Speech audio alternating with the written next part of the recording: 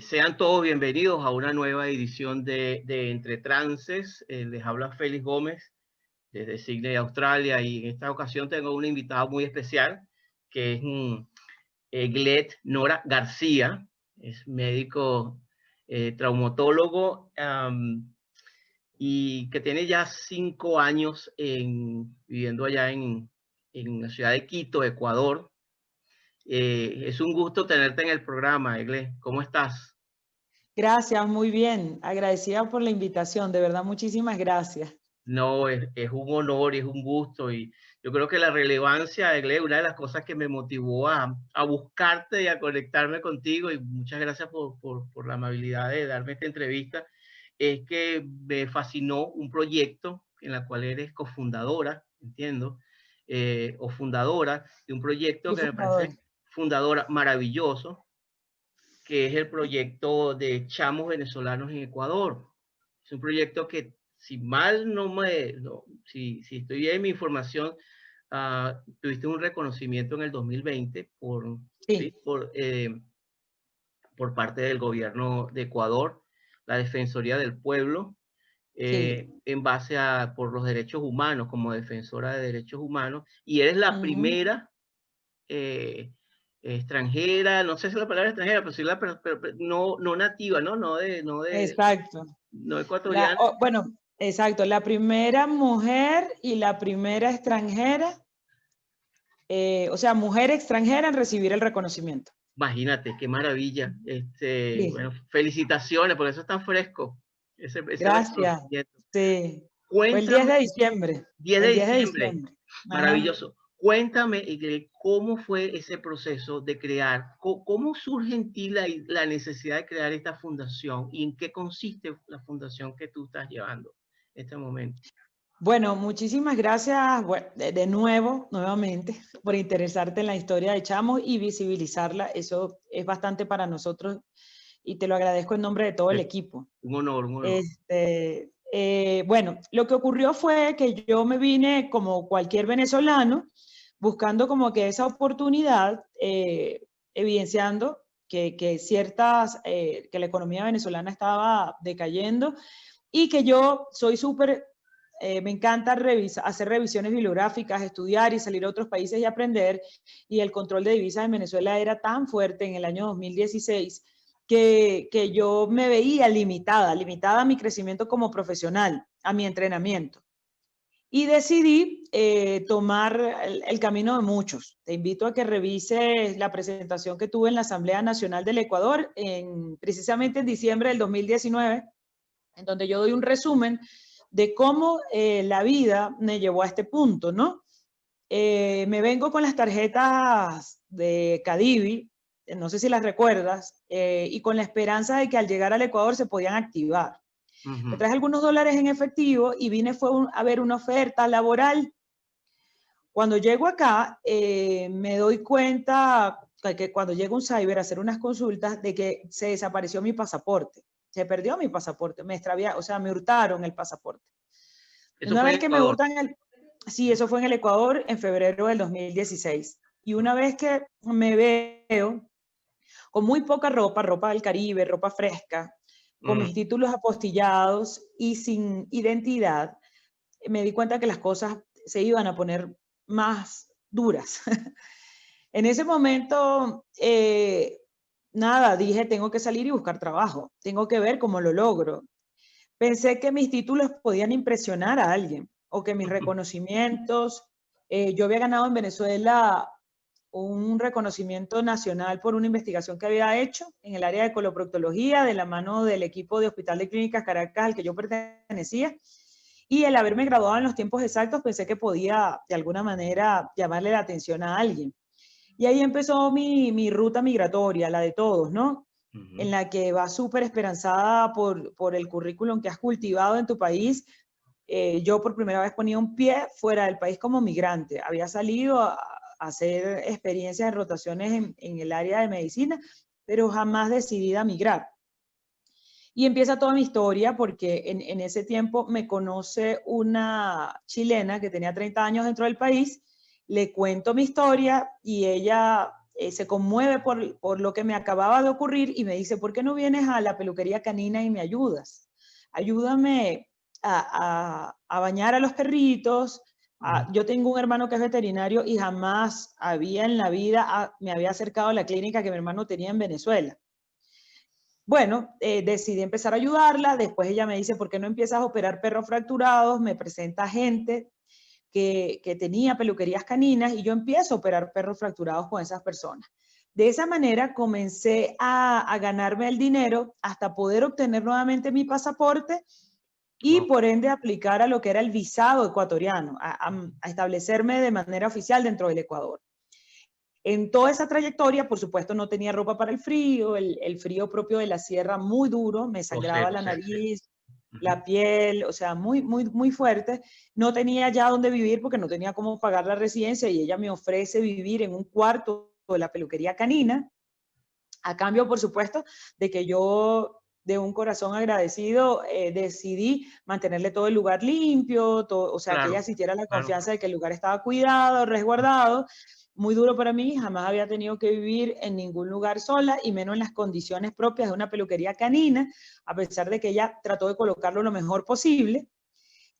Cuando por fin obtuve mi pasaporte nuevamente, yo apliqué al visado ecuatoriano, pude reconocerme como médico, me faltaba reconocerme ya como especialista, y nada, agarré y dije, Dios mío, ahora concursar, a ver cómo hago. Muy difícil también entrar. Providencialmente conocí a un señor que casualmente era gerente de un centro de salud que se estaba inaugurando en la mitad del mundo, y este hombre me pone a presentar una prueba. Yo tuve un ataque xenofóbico por una cajera de un automercado cuando fui a comprar, le respondí de forma muy educada y esto le impresionó al hombre. El hombre me espera fuera del supermercado, me da una tarjeta y me dice, ¿qué haces? Y yo le digo, soy médico. Y me dice, me encantó cómo respondiste a la cajera.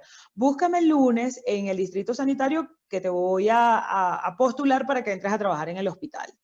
Bueno, lo fui a buscar y realmente sí, era un gerente del área de salud, presenté la prueba, me dice, si la pasas en 8 días, te vamos a contratar. Y así fue, me llamó a los 8 días, súper feliz, me dijo, aprobaste, qué bien, y me contrató por un tiempo, que aquí contratan por 3 meses. Y obviamente a los 3 meses o cerca de eso, me habían nombrado ya coordinadora del área de la emergencia.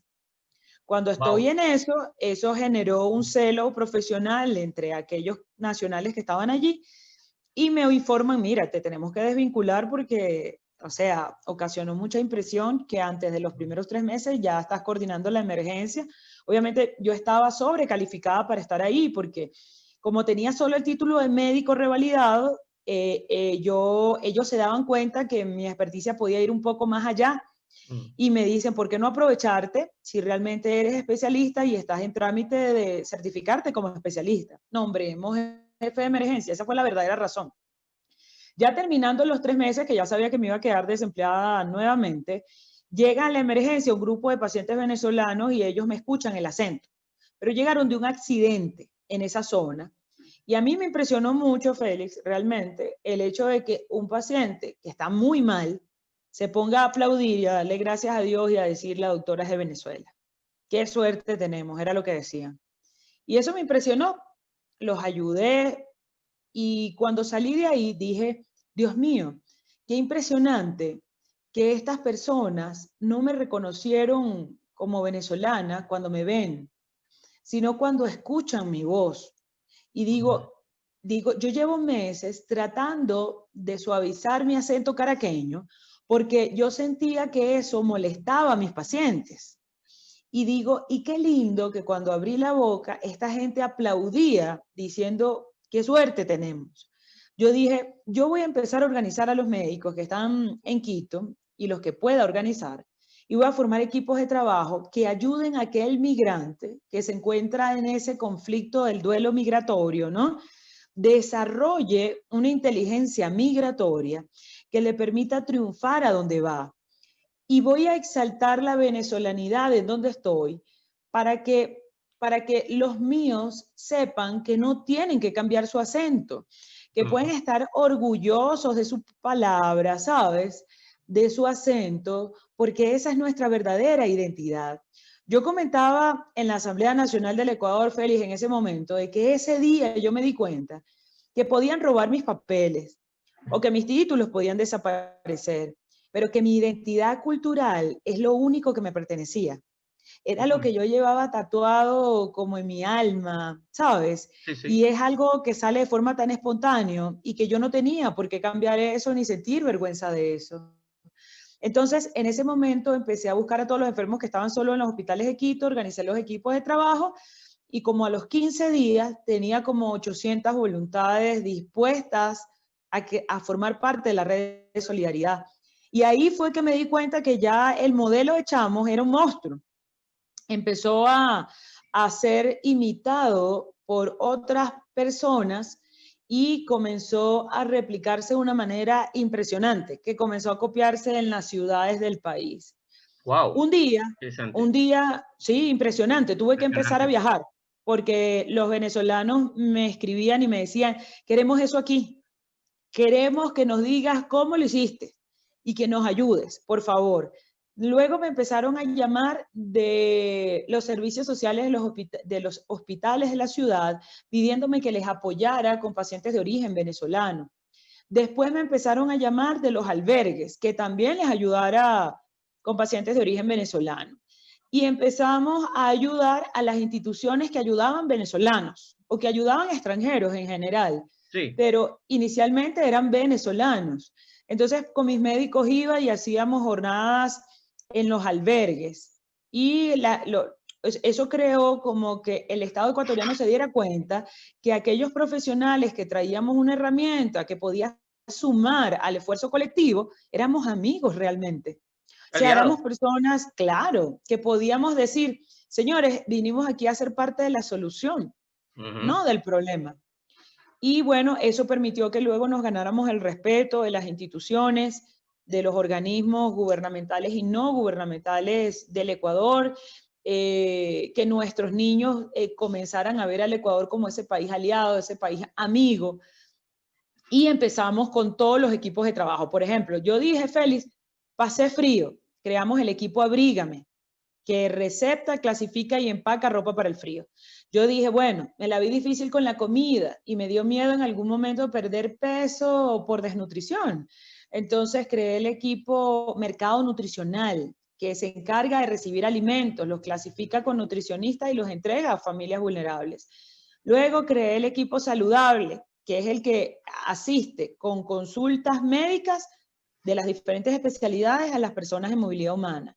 Después dije, Dios, la clave es la educación para triunfar también, ¿no?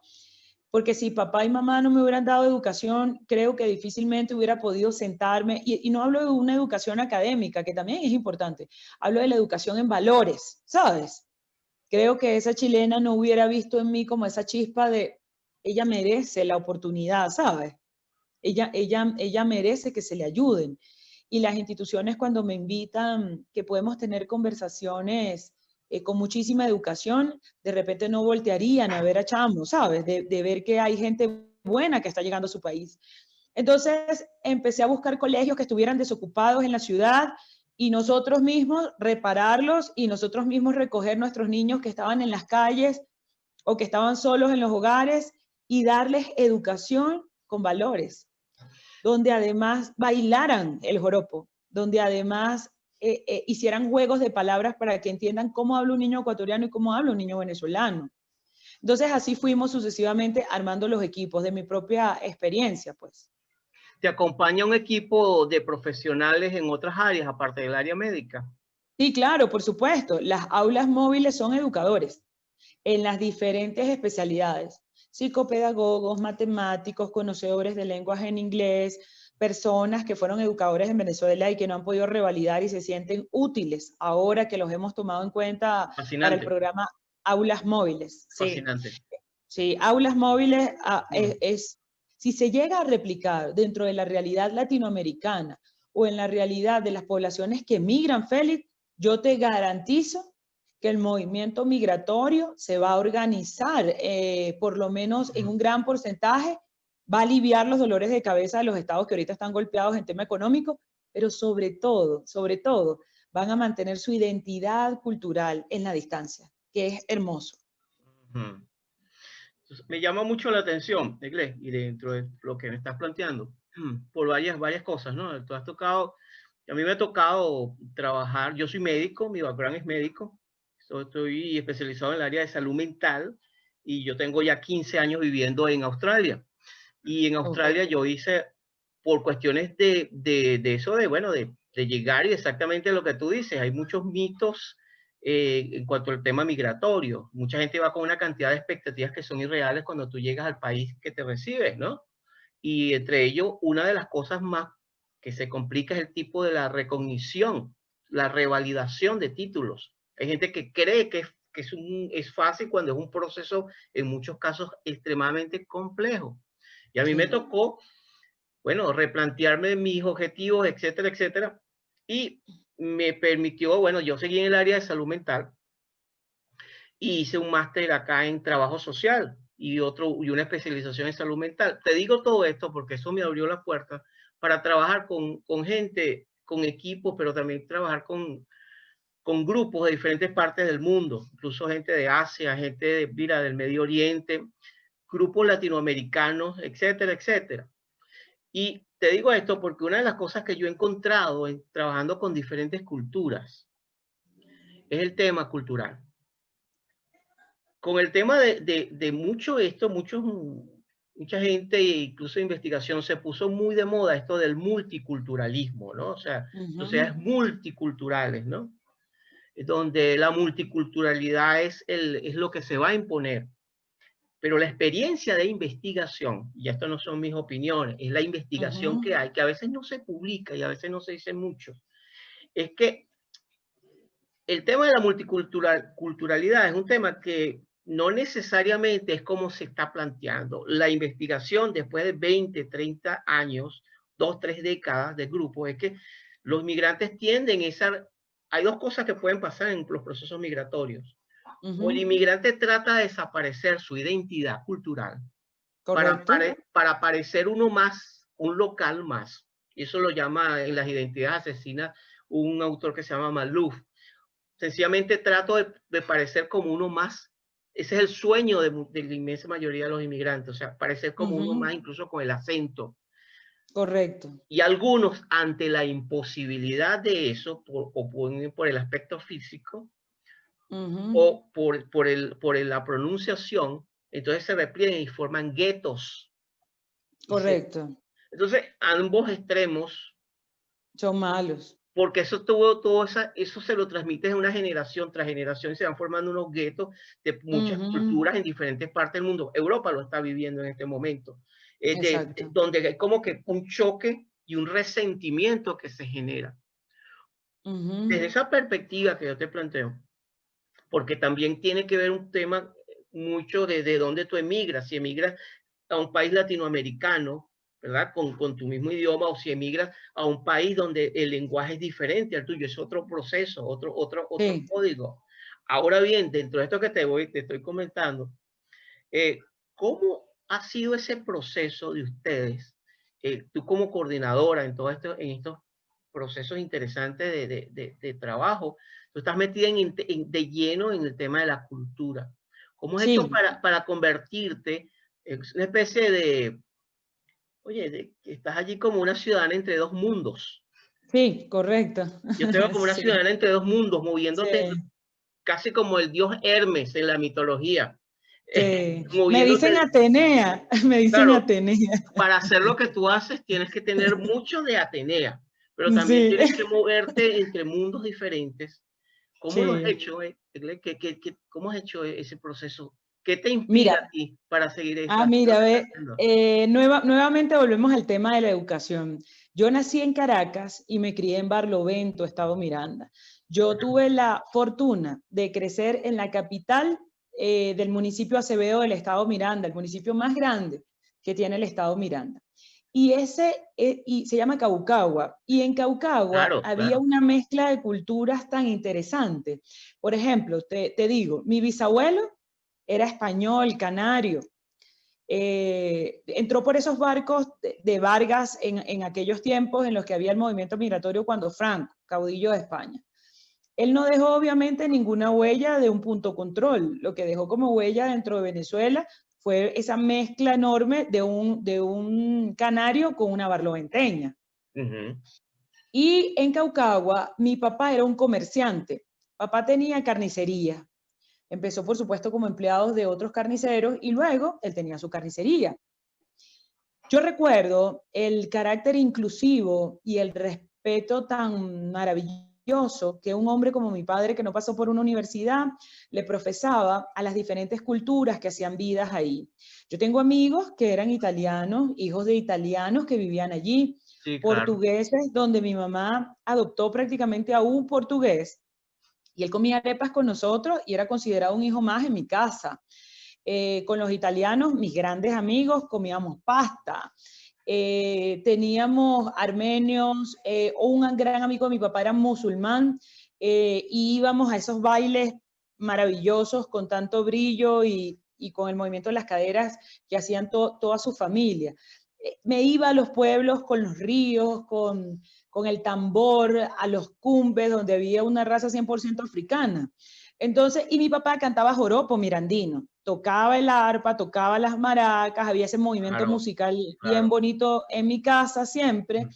Entonces, una vez había alguien, eso me marcó la vida, yo se lo conté a mi papá estuvo por aquí en el año pasado, vino a ver lo que estaba pasando porque César Miguel Rondón y su esposa, hermosos ellos dos, nos escribieron un artículo que salía en Caracas, en la FM donde trabaja la esposa. Y mi mamá y mi papá casualmente lo escucharon y quisieron venir al Ecuador a ver lo que estaba pasando aquí, porque yo no comentaba mucho y mi mamá, algo está pasando para que César Miguel Rondón se haya detenido a hacer una entrevista y él y su esposa y se vinieron. Y yo le decía a papá, en la Asamblea Nacional yo hablé de un día cuando una mujer de rasgos indígenas te pidieron que la echaras de tu derecho a frente. Y yo recuerdo clarito que tú dijiste, no la voy a echar porque esa mujer de rasgos indígenas viene huyendo de algo y no sé de qué. Pasaron los años y esa mujer se convirtió en una mini empresaria en el pueblo donde yo me crié. Tiene un mini centro comercial y los hijos ven a papá, Félix, y lo ven con un respeto tan enorme y lo tratan tan lindo. Y yo regresé a Venezuela en el 2018, fue a preguntarle a mi papá que de dónde era esa mujer. Y cuando le preguntábamos, esa mujer es de Otavalo, de un sitio aquí del Ecuador. Sí, Una sí. zona donde hay o sea, es como un asentamiento indígena fuerte. Y yo le decía a mi papá, yo aprendí a ser respetuosa de las diferencias, fue por ti. Eso no lo aprendí en la universidad. Yo lo aprendí ahí en el pueblo donde me crié, donde yo veía al negro, al caucásico, al asiático, porque de paso había mucho chinito allí, o sea, mucho origen asiático. Y yo aprendí a respetar las diferencias fue por eso, ¿sabes? Mi mamá, el 10 de diciembre, Félix, cuando gané, me dieron el reconocimiento, mi mamá llorando me llamó y me hizo llorar a mí. Me dice, jamás imaginé que tú ibas a recibir un reconocimiento, no por tu conocimiento como médico, porque eres una científica, que yo te vi científica de que eres una niña. Siempre pensé que tus reconocimientos iban a ser porque ibas a hacer algo por la ciencia, pero jamás imaginé que el reconocimiento que te iban a dar era por lo que aprendiste en la casa, que fue a respetar al otro, que Ujú. fue saber que la diferencia cultural, étnica, era una trivialidad, que el ser humano hay que quererlo por ser humano. Mi mamá llorando me dijo, jamás me imaginé que el premio iba a ser por lo que nosotros te enseñamos. Y eso me pareció maravilloso. O sea, es la crianza la que me dio las herramientas necesarias, Félix, para entender que las diferencias las hacemos nosotros, que no, que es el solo hecho de que seamos seres humanos nos hace acreedores del derecho humano fundamental, que es ese derecho a transitar sin pensar en fronteras, y que el solo hecho de que tengamos aliento de vida nos hace merecedores de ser tratados con dignidad en donde nos paremos. Mm. Eso me lo enseñaron en mi casa, ¿sabes? Y no puedo ver el mundo de otra manera. Se me hace muy difícil. Fíjate que eso me tocas el corazón de un tema que está pendiente. Yo no sé, es interesante lo que tú estás planteando porque yo la semana pasada tuve una entrevista que le hice a Héctor Torres, ese extraordinario escritor venezolano, que Héctor me parece que es extraordinario por el tema de la resiliencia, ¿no? Sí. Con su Caracas Muerde, fue de verdad una de Mm, las conversaciones que más he disfrutado los últimos tiempos. Y en ese sentido, nosotros tocamos el tema cultural. Yo tengo 15 años que no he regresado a Venezuela. Tengo ok. 15 años de gap, de distancia. Sin embargo, Venezuela nunca ha estado lejos de mí, siempre ha estado en conexión, porque hay algo que yo he experimentado también, el tema de esto que llaman la venezolanidad, ¿no? Yo creo que el tema que llamamos la venezolanidad es un término que a mí a veces me genera bastante duda. Creo que hay dentro de lo que llamamos venezolanidad, hay un conjunto de taras culturales que, que necesitamos desmontar, así como hay un Ujú, conjunto de fortalezas, porque no todos los extremos son son sanos. buenos. Ujú, Pero a mí me parece que lo interesante que se está viviendo, sobre todo a través del sufrimiento que está experimentando cientos de venezolanos que no están viviendo un Alicia en el País de las Maravillas, están viviendo un Ordalias y rituales del pasaje complejos. Eso se llaman rituales del pasaje, desde el punto de vista mm, antropológico. Es decir, cómo la adversidad transforma tu identidad y va transformando tu manera de ver al mundo. correcto. Pero ahí yo veo una gran oportunidad en medio de la tragedia, porque cuando yo te escucho a ti y a través de ti, tantos venezolanos que venían de posiciones de, como el que sueña cualquier profesional en cualquier parte del mundo y en cualquier país, si tienes un PhD, un posgrado, un doctorado, o tienes una alta calificación, tu sueño es seguir ejerciendo, sobre todo si tienes esa vocación. Pero ¿qué pasa cuando Ujú, la vida, por las condiciones que sea, y más lo que nos ha tocado a nosotros en 22 años, complejísimo y durísimo, tienes que salir a un país diferente y rehacerte, construirte? Y mira, ok, te caíste, pero no vale ser víctima porque vas a ser devorado por la adversidad. es Okay. correcto. Yo siento, yo veo, y no sé, por favor, corrígeme cuál es tu percepción, que hay una cantidad enorme de venezolanos, porque no puedo generalizar por todo, pero que hay Ujú, una transformación cultural extraordinaria, de sí, crecimiento y también de sí, valoración sí, de lo que somos también. también, sí. No, es maravilloso, es maravilloso. Nosotros nos abocamos a ciertamente mostrar en las universidades y en los colegios del país. Lo que pasa es que ahorita por pandemia no se ha dado. Nos Ujú. invitan muchísimo a los intercambios culturales y para mí es bellísimo llevar a nuestros niños porque nosotros le ponemos maestras que son educadoras de danzas tradicionales venezolanas, que son nuestras voluntarias y los llevamos a bailar joropo o replicamos el calendario nacional nuestro aquí, de una vez. Y cuando los llevamos a esas universidades y colegios, los niños pueden bailar y mostrar lo que somos y ellos, la población ecuatoriana, nos muestran sus danzas típicas de cada una de sus Claro. provincias o regiones, para nosotros es hermoso, es hermosísimo. Y el venezolano cuando regrese a Venezuela, y por eso nos abocamos tanto en los niños sobre todo, van a ser multiculturales, van a ser inclusivos, van a Más ser amplio, respetuosos de las diferencias del otro, van a ser súper amplios más amplio. y Dios permita que llevemos lo mejor de cada país en el que estamos creciendo o haciendo vida a nuestro país. Y la industria del servicio también debe mejorar en Venezuela. Esa calidez que siempre la hemos tenido, pero estoy segura que va a ser mucho mayor, porque muchos de nuestros profesionales han tenido que servir afuera y están aprendiendo de eso, de cómo servir un buen café, cómo Claro. preparar un alimento que preparan los indígenas ecuatorianos y cómo utilizarlo en Venezuela.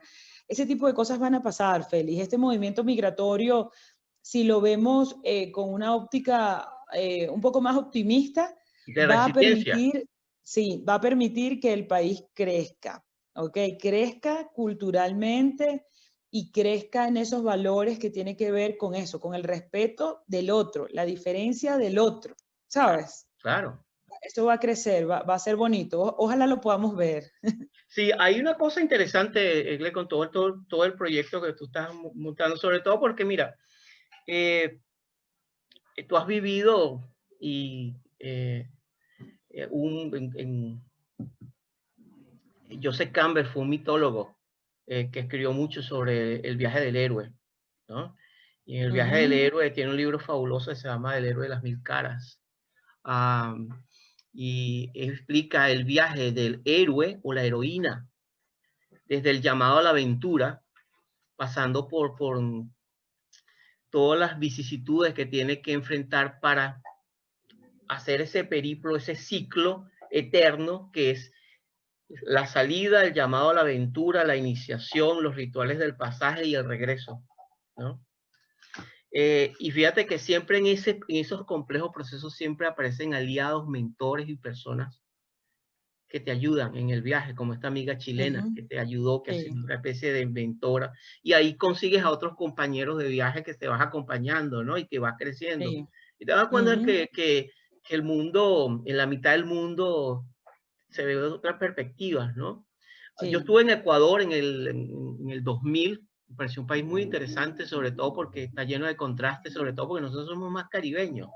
Nosotros somos pues, especialmente caribeños, sobre todo de la zona donde venimos, que es Caracas, hacia lo que es Miranda, etcétera, ¿no? Los que no son de otros países, Caracas tiene alrededor una serie de estados que es más tropical el clima, ¿no? Los estados andinos.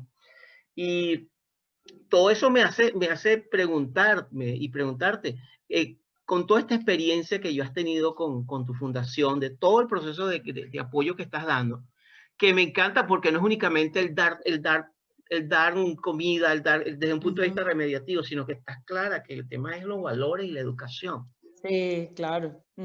Ahí estamos clarísimos.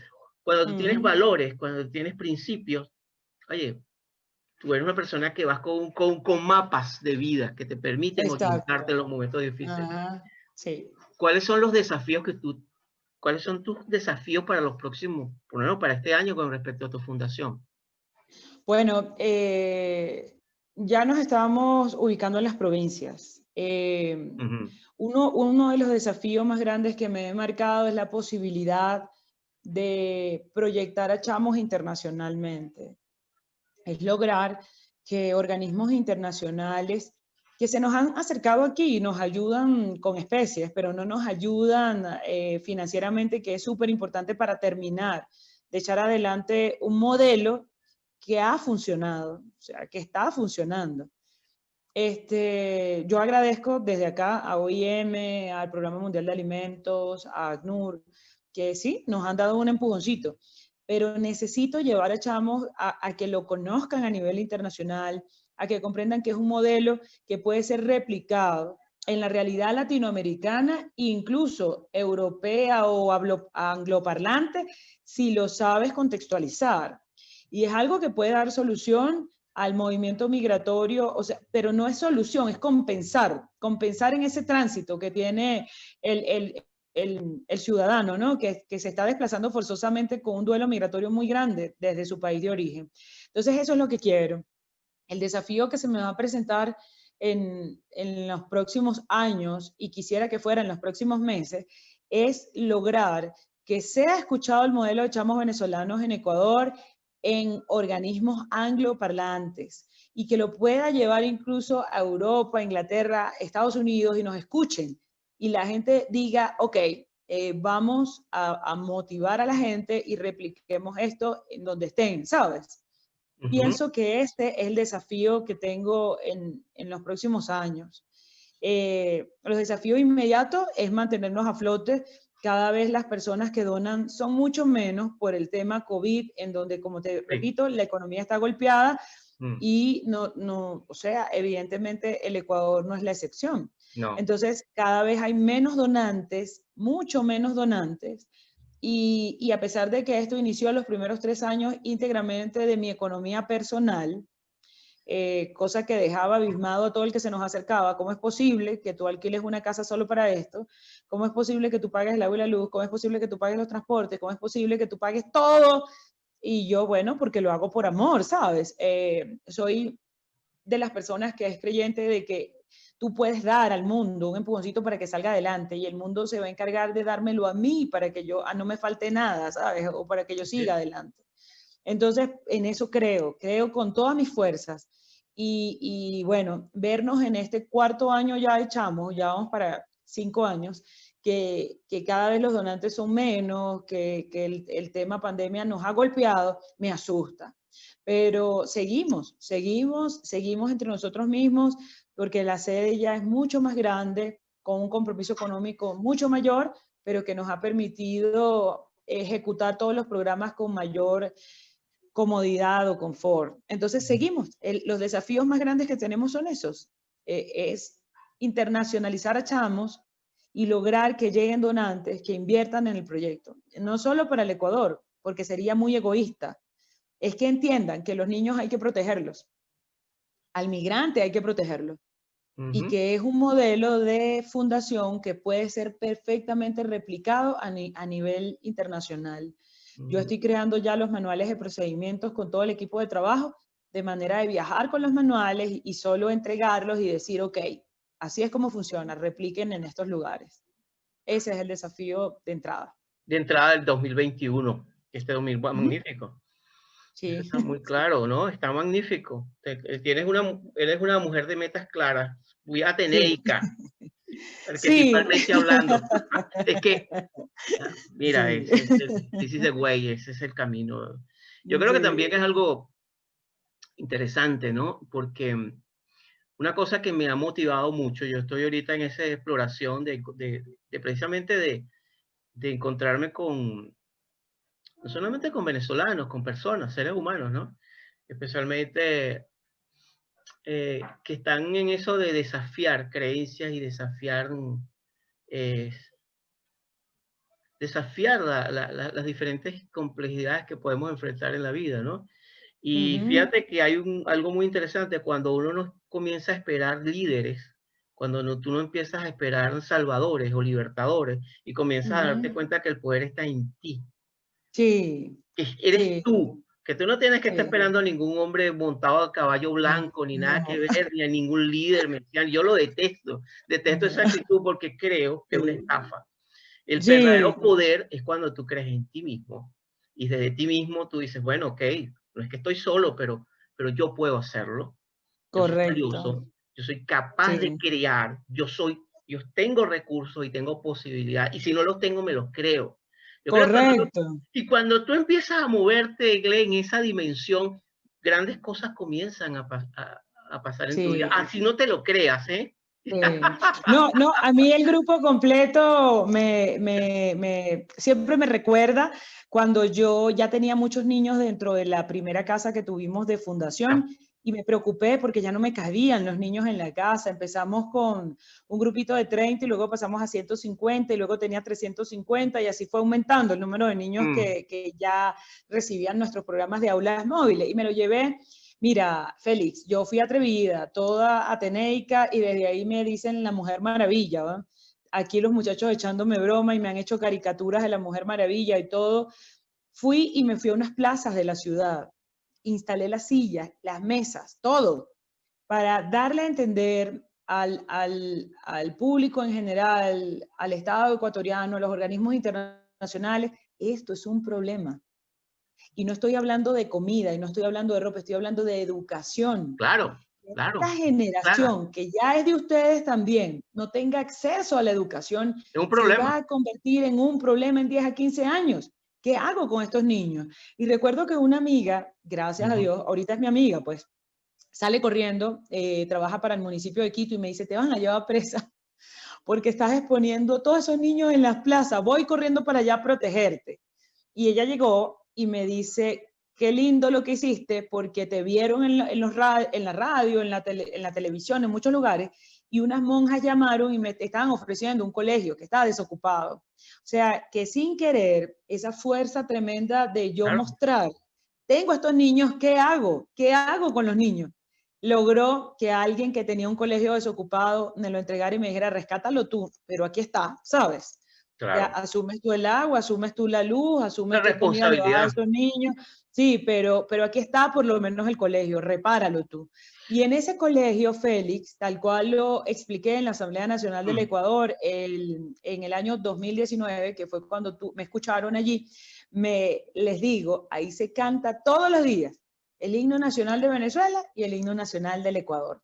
Ahí se enarbolan las dos banderas, ahí se izan las dos banderas, para que los niños comprendan que un lugar fue donde nacieron y el otro lugar es donde están creciendo, pero que tienen el corazoncito ya pintado del tricolor, ¿sabes? Igualito, que deben respetar a los niños ecuatorianos, que ya estamos en un nuevo país que es amigo, y eso es lo que ha gustado, ¿sabes? Porque no estamos atacando al Estado, le estamos diciendo, te estoy diciendo que tenemos que tener los ojos puestos sobre los niños. A ellos debemos protegerlos a los enfermos, debemos proteger a las mujeres embarazadas, que son los 3 más grandes o los 3 más vulnerables, y se van a evitar un dolor de cabeza en 10 a 15 años. Sí, que es lo que realmente hacen los países con inteligencia migratoria.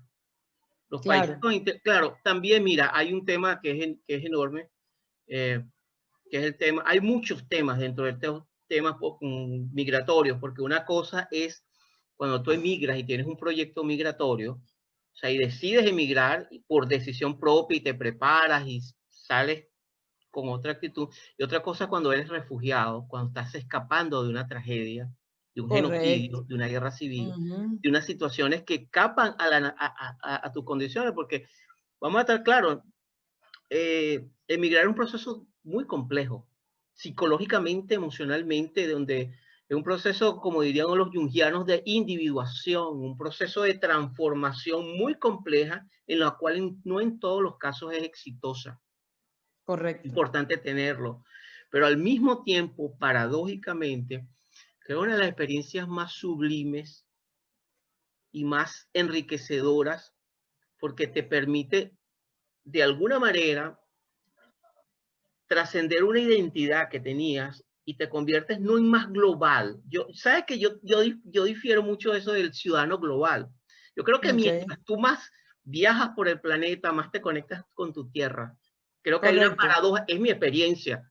Sí. Yo he estado en muchas partes del mundo, sigo viajando, pero yo me siento, cuando me preguntan de dónde eres, bueno, soy venezolano.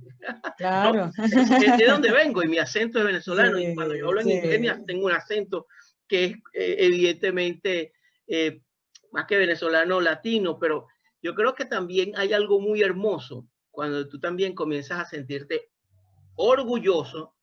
Oye, yo creo que orgulloso del hecho de que tú tienes como ser humano cosas valiosas que compartir y que trascienden incluso tu nacionalidad.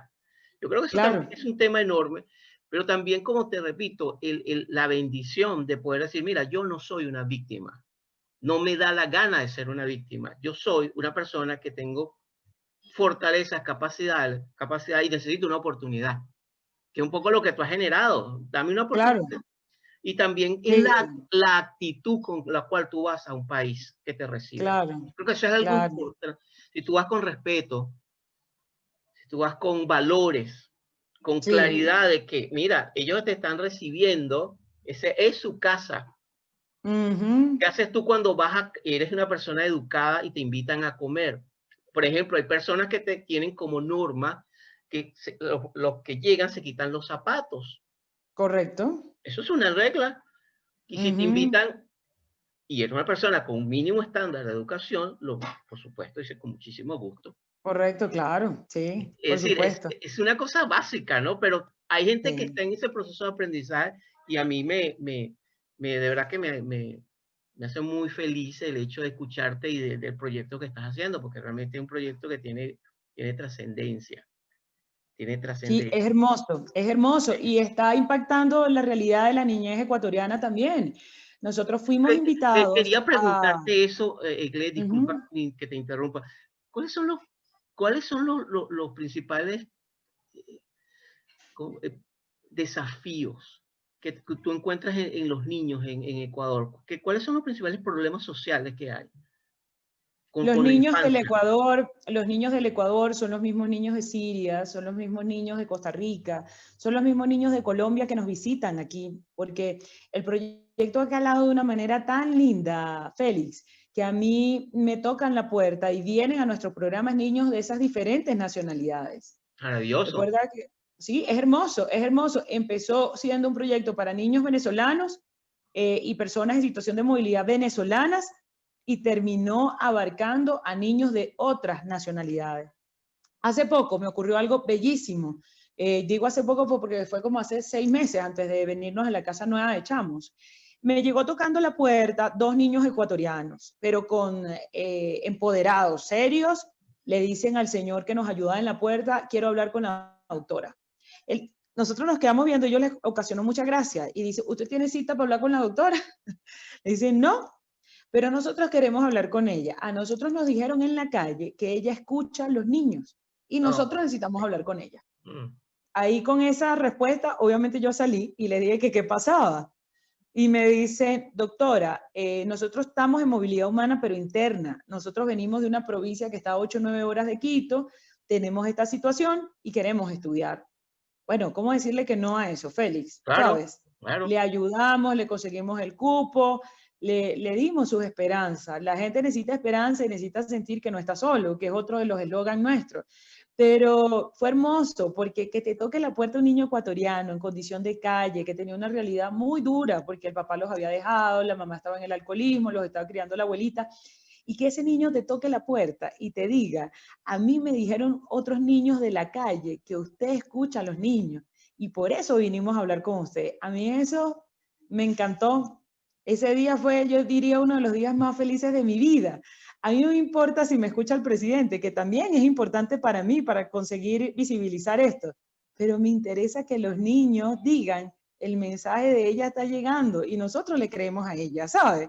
Eso es Lindo, hermoso, lindo, eso me llena el alma.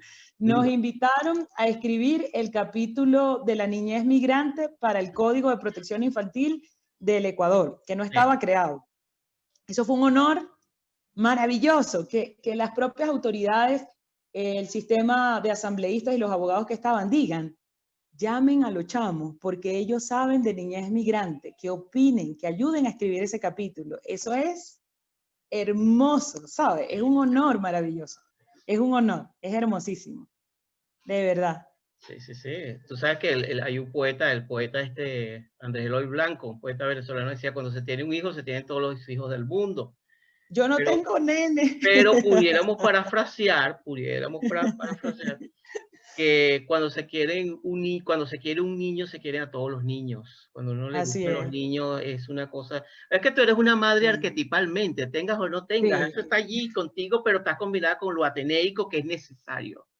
exacto. Yo tengo todos mis niños ahí conmigo Conectada. y diseño mis estrategias para defenderlos. Claro, Voy a la batalla las veces que tengo que ir, claro, pero claro.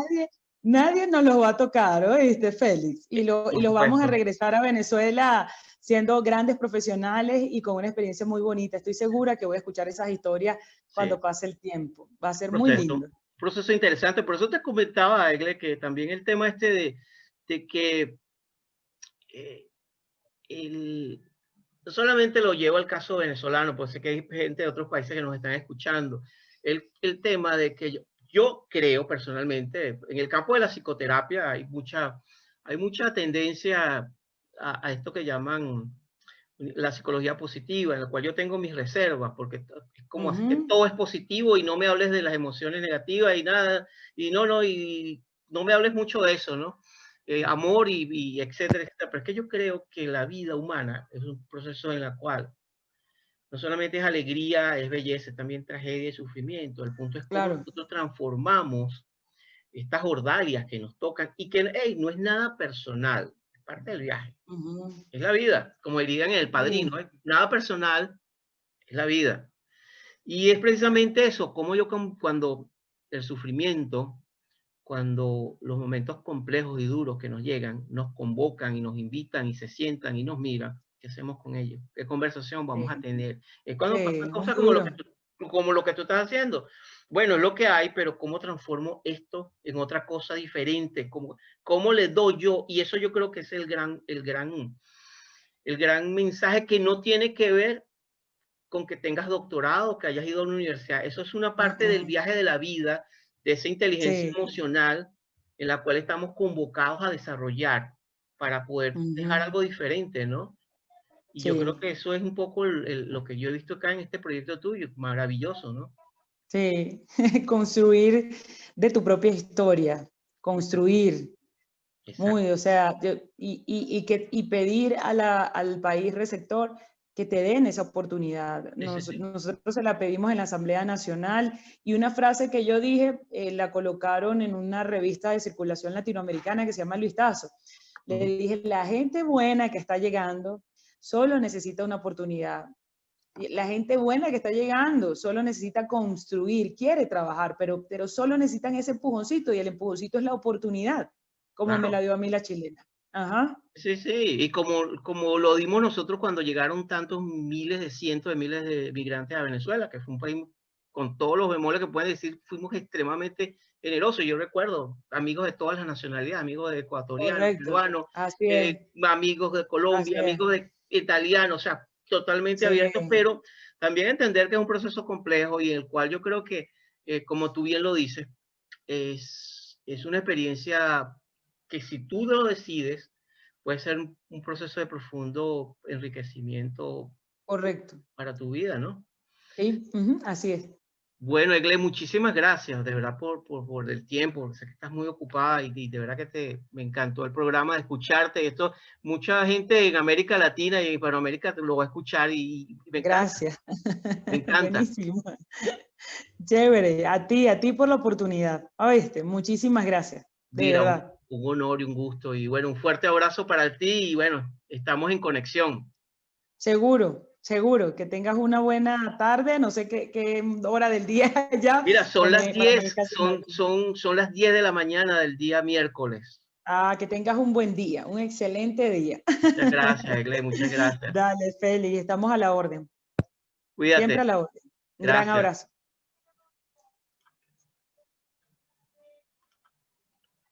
Ok.